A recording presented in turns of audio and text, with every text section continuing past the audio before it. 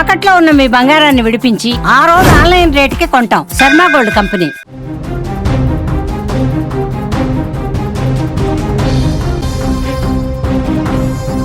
పశ్చిమాసియాలో యుద్ధం క్లైమాక్స్కు చేరుకుంది. ఇన్నాళ్ళు మాటలతో హెచ్చరించినటువంటి ఇజ్రాయెల్ ఇప్పుడు చేతులతో ఒక్కసారిగా భీకర సమాధానం చెబుతోంది.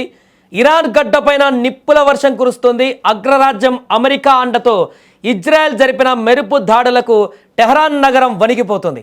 ఇది కేవలం దాడి కాదు, ఇరాన్ అహంకారాన్ని అణిచివేసేందుకు ఇజ్రాయెల్ రచిస్తున్నటువంటి మరణ శాసనంలా కనిపిస్తుంది. ఎందుకంటే ఒకేసారి 5,000 బాంబులతో ఇప్పుడు విరుచుకుపడబోతుంది. ఇరాన్ పైన ఇజ్రాయెల్ ఊహించని రీతిలో విరుచుకుపడింది. ఏకంగా 5,000 బాంబులతో ఇరాన్ కీలక స్థావరాలపైన ధ్వంసం చేసేస్తుంది. ఆకాశం నుంచి కురుస్తున్నటువంటి నిప్పుల వర్షానికి ఇరాన్ రక్షణ వ్యవస్థలు కకావికలమవుతున్నాయి. ఇజ్రాయెల్ వాయుసేన చేసినటువంటి ఈ భారీ దాడులతో ఇరాన్లోని అణుకేంద్రాలు, క్షిపణి తయారు యూనిట్లు లక్ష్యంగా మారాయి. ఒక మాటలో చెప్పాలంటే ఇరాన్ భూభాగం పైన ఇజ్రాయెల్ ప్రళయాన్ని సృష్టిస్తోంది. ఈ దాడుల వెనుక పక్కా స్కెచ్ ఉంది. ఇరాన్లో ఎక్కడెక్కడ దాడులు చేయాలి, ఏ ఏ ప్రాంతాలను ఎవరిని లక్ష్యంగా చేసుకోవాలి అనే విషయంలో ఇజ్రాయెల్ మరియు అమెరికా దేశాలు ఇప్పటికే ఒక స్పష్టమైనటువంటి అవగాహనకు వచ్చాయి. ఇరాన్ శక్తినే కాకుండా ఆ దేశ ఆర్థిక మూలాలను కూడా దెబ్బతీయాలని ఈ రెండు దేశాలు ప్లాన్ చేసుకున్నాయి. అంటే యుద్ధం కేవలం సరిహద్దులకే పరిమితం కాకుండా ఇరాన్ లోపలి వరకు చొచ్చుకు వెళ్ళి దెబ్బ కొట్టడమే వీరి యొక్క ప్రధాన ఉద్దేశం. అయితే ఇది ఒక్క రోజుతో ముగిసేటువంటిది కాదు. ఈ ఆపరేషన్ కనీసం మరో 2 వారాల పాటు నిరంతరాయంగా కొనసాగేటువంటి అవకాశం ఉందని రక్షణ రంగ నిపుణులు విశ్లేషిస్తున్నారు. ఇరాన్ మళ్ళీ కోలుకోలేని విధంగా దెబ్బతీయడమే లక్ష్యంగా ఇజ్రాయెల్ ఈ సుదీర్ఘ పోరాటానికి సిద్ధమైంది. అమెరికా యుద్ధ నౌకలు కూడా మధ్యధరా సముద్రంలో మోహరించడంతో ఇరాన్ వైపు నుంచి వచ్చేటువంటి ప్రతిఘటనను అణిచివేయడానికి సర్వసన్నద్ధంగా ఉన్నాయి. ఏదేమైనా కూడా ఇరాన్ ఇజ్రాయెల్లో ఇప్పుడు కీలక మలుపు తీసుకుందని చెప్పొచ్చు.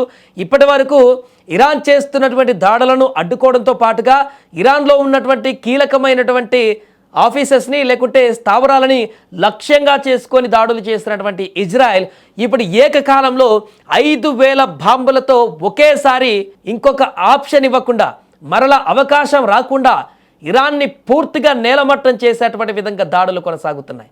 దీపావళికి ఇక్కడ టపాసులు పేలినట్టుగా మన దేశంలో దీపావళికి గాల్లో ఆకాశంలో ఏ రకంగా టపాసులు పేలుతాయో ఆ రకంగా ఇప్పుడు ఇరాన్లో ఎక్కడా చూసినా కూడా ఈ బాంబుల వర్షం కురిపిస్తున్నటువంటి సందర్భం ఉంది. ఎప్పుడు ఎక్కడి నుంచి ఏ మిసైల్ ఏ డ్రోన్ నుంచి మీద పడి ప్రాణాలు పోతాయేమో అనేటువంటి ఆందోళనతోటి అక్కడ ప్రజలు బిక్కుబిక్కుమంటున్నారు. ఇక ప్రజలకు ఎలాంటి హాని కలగకుండా ప్రధానంగా అక్కడ ఉన్నటువంటి ప్రభుత్వ కార్యాలయాలు లేదా అక్కడ ఉన్నటువంటి ఆర్థిక మూలాలు, ఉన్నతమైనటువంటి ఆఫీసర్స్ని టార్గెట్ చేస్తూ ఇజ్రాయెల్ దాడి చేస్తున్నట్టుగా కనిపిస్తుంది. చాలా అక్యూరియస్గా ఆ పాయింట్లనే ఢీకొట్టేటువంటి విధంగా ఈ దాడులు కూడా కొనసాగుతున్నట్టుగా తెలుస్తుంది. ఆల్రెడీ దీనికి సంబంధించి కొన్ని నెలల క్రితం నుంచే ఇజ్రాయెల్ ఆపరేషన్ ఇరాన్లో చేసినట్టుగా కూడా చెప్తున్నారు. అందుకే ఇరాన్లో ఉన్నటువంటి ప్రతి నగరంలో ప్రతి మూలలో ఏది ఎక్కడ ఉందో ఇప్పుడు ఆ మ్యాప్ అంతా కూడా, బ్లూ ప్రింట్ అంతా కూడా ఇజ్రాయెల్ దగ్గర ఉంది. కాబట్టి కరెక్ట్గా ఆ పాయింటెడ్ సెలెక్షన్ చేసి అక్కడ ఈ యొక్క బాంబు దాడులను కొనసాగిస్తుంది ఇజ్రాయెల్. దీంతో ఇక ఈ యుద్ధం ముగింపు దశకు వెళ్ళేటువంటి దిశగా హైడోస్ పెంచేసింది ఇజ్రాయెల్ యుద్ధంలో. అందుకే ఇప్పుడు ఏకకాలంలో 5,000 బాంబులతో విరుచుకుపడింది. నెక్స్ట్ స్టెప్లో అమెరికాతో కలిసి ఏం చేయబోతుందనేది ఇప్పుడు ఆసక్తికరంగా మారింది.